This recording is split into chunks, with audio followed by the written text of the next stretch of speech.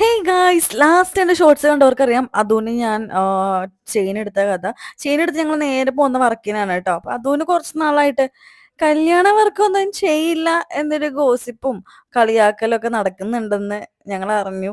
പറയുന്നവർ പറയട്ടെ. എനിവേയ്സ് ഞങ്ങൾ ഇന്ന് വെഡിങ് വർക്കിനാണ് പോയത്. പോയത് വേറെ എങ്ങോട്ടും അല്ല, കോട്ടയത്തേക്കാണ്. കോട്ടയത്ത് നമുക്ക് ജ്ഞാനായി കല്യാണമായിരുന്നു കേട്ടോ. ചന്തം ചേർത്തൽ എന്ന് പറയും.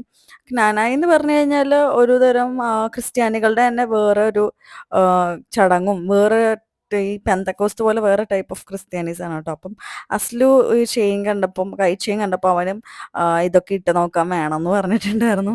അങ്ങനെ ഞങ്ങൾ കുറച്ച് നേരം അതിൻ്റെ ഉള്ളിൽ കയറി ചടങ്ങൊക്കെ കണ്ടിട്ട് സാധനങ്ങളൊക്കെ എടുത്തുകൊണ്ട് പോവാണ്. കാരണം കുറച്ച് കഴിയുമ്പോൾ പരിപാടി തുടങ്ങും. അപ്പോൾ നമ്മളൊക്കെ ഇതിന് മുന്നേ എല്ലാം സെറ്റ് ചെയ്ത് വെക്കണമല്ലോ. അങ്ങനെ പരിപാടികളൊക്കെ കഴിഞ്ഞപ്പം ഞങ്ങൾ നൈസായിട്ട് സെറ്റ് ചെയ്ത് തുടങ്ങി. സെറ്റ് ചെയ്ത പരിപാടി ചുമ്മാ കിടിലനായിരുന്നു. നമ്മളെ നമ്പറൊക്കെ മേടിച്ചിരുന്നു. അപ്പോൾ അത്രേ ഉള്ളൂ. Bye guys.